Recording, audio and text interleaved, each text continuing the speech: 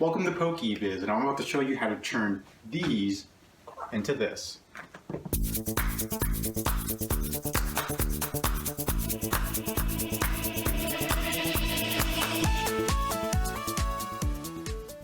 Is Pokemon dead? Is it all over? Can you not invest anymore?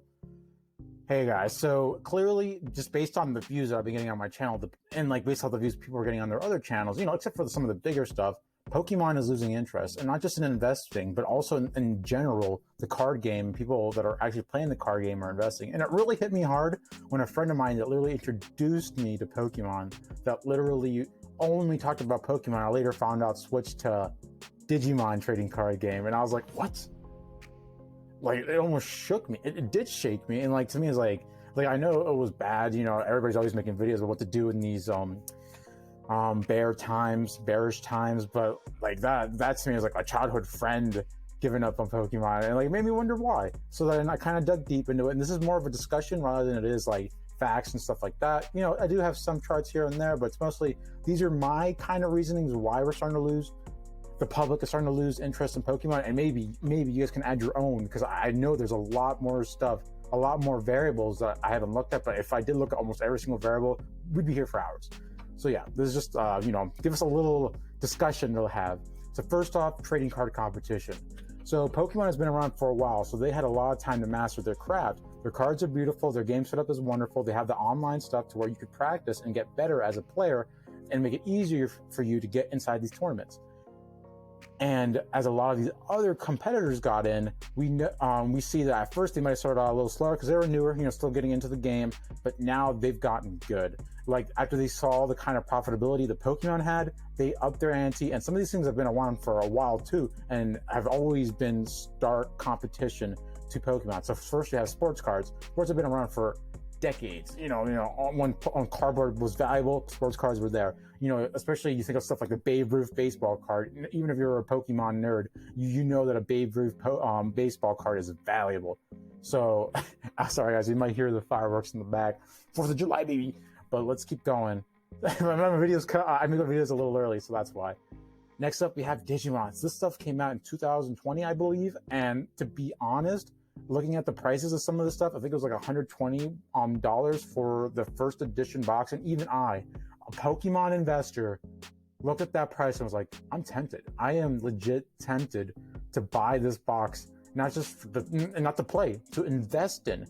And I felt like I was doing Pokemon wrong. I felt wrong thinking that, but I couldn't help it. It was kind of like tingling that investment idea of mine. Because when you look at Pokemon first edition boxes, those suckers, even now when they're in their bearish moments, are going for $200,000.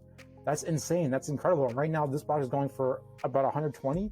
Buy 10 of these in a couple years, be made if they have the same trajectory Pokemon did. You have Dragon Ball Z, fan favorite anime. Anime I used to watch growing up. The same alongside Pokemon, and they got a little later into the card game, but yet they're doing good. Their cards look amazing. They don't fall behind in aesthetics. They don't fall behind in the design.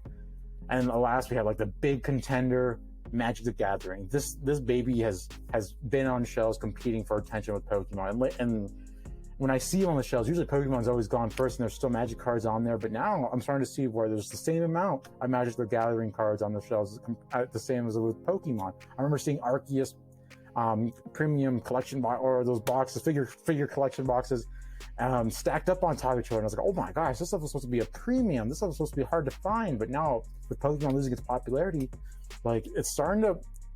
people are starting to move on. People are starting to pick their flavor, and sometimes it's not Pokemon. So moving on, we have public popularity and a lot of events that led to public popularity. So of course, we have Logan Paul. This man bought Pokemon with so much money that none of us could even imagine. And of course, as humans, we are so drawn like moths to a fly to people with lots of status and doing things that we could never imagine doing ourselves. And Logan Paul did that. And he really brought his viewers and a lot of other viewers and brought Pokemon to almost the limelight. And it really drove home the fact that this stuff is worth money. He literally put this thing in people's minds that, hey, these things are worth a lot of money, and there's people out there willing to pay a lot of money for it. And people love money, so it drew a lot of attention. Next, we have the Pokemon Go craze. This is for more people that weren't really big on the card game, but they still loved the Go app, and this brought more popularity to the Pokemon trading card game, because people who weren't in the trading card game learned about Pokemon through this video game, you know, through friends and stuff. Like, oh, this is actually kind of cool. You know, I know about Pokemon, and this isn't really cards, but, you know, I can kind of dig this, you know, catching a Pikachu while I'm on my way to Aldi, something like that. And lastly, the silent horse in all this, the one that people don't really tend to mention a lot, is COVID. So COVID was something that I believe was a blessing in disguise for some things, and in this case, it was one big one for Pokemon, because you're stuck inside all day. You don't know what to do, and then you start reminiscing about what you used to do when you were your kid, back when you didn't have to worry about jobs, responsibilities, and stuff like that, things that brought you joy and happiness, and you got nostalgic. And a lot of people back in the day played Pokemon. So when this time to reminisce came along, when you had free time to think about what your hobbies were, people got back into it. And it was just almost like a domino effect, just one on top of another. Well, it wasn't just additive, but multiplicative, you know, kind of, you know, this almost times by 10, times by 2, when every single event occurred on top of each other. And to me, guys, this will be the only way Pokemon comes back in the future. I don't think it'll be enough just for the celebrations of the 30th celebration of Pokemon to bring it really back as big as it was now. It need to be something as big as, my prediction, maybe someone like getting a bunch of Pokemon cards, like millions of dollars worth, and just burning it, and you know, that really would garner a lot of attention. But yeah,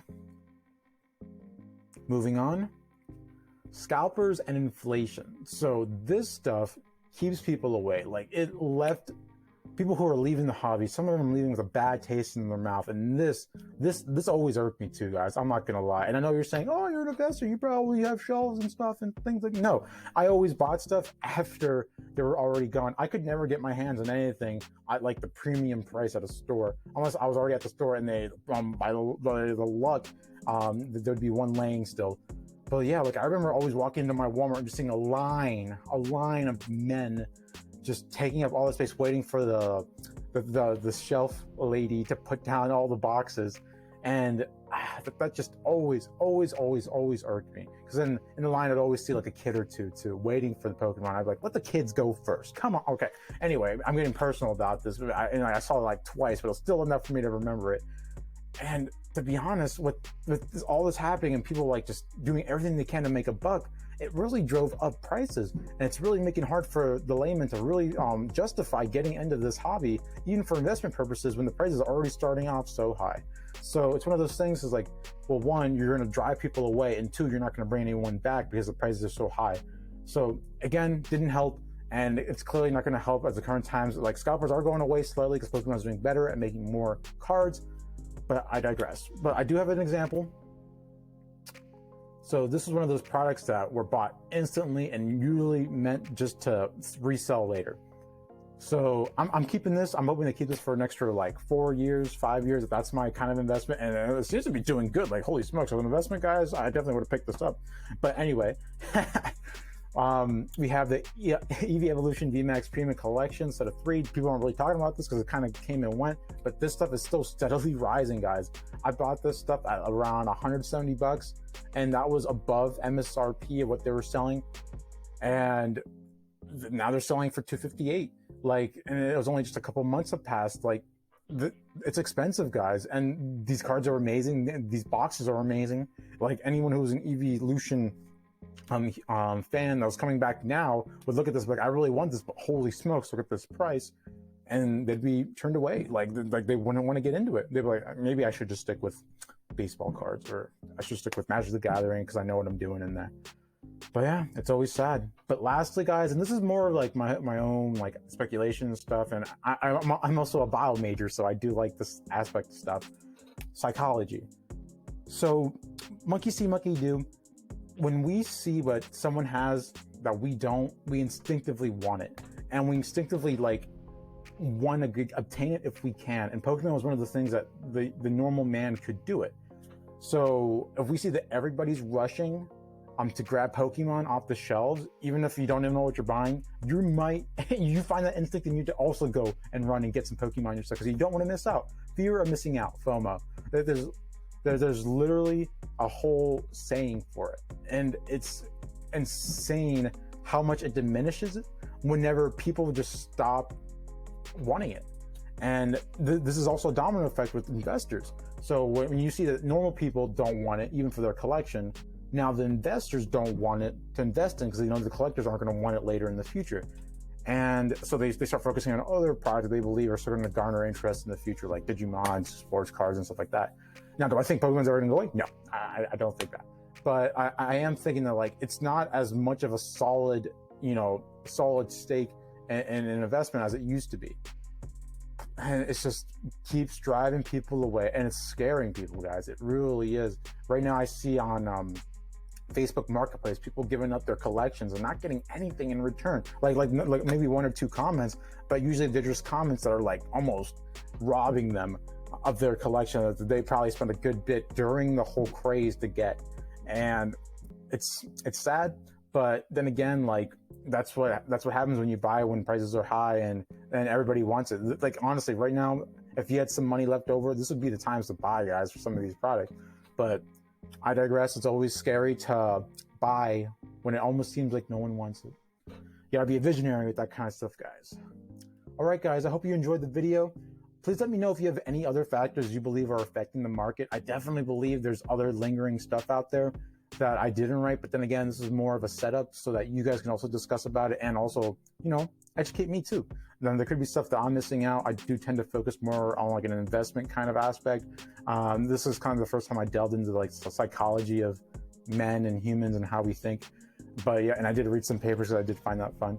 But yeah. Oh, by the way, just a little tidbit. The things that makes us repeat what other people do are called mirror neurons. So that's why you see a lot of like baby monkeys and baby humans tend to copy what the adults do, and they tend to repeat it so accurately because we have things in our brain that actually tends to hold information of what we see and repeat it in our emotions. Yeah. Okay. Anyway, have a good day.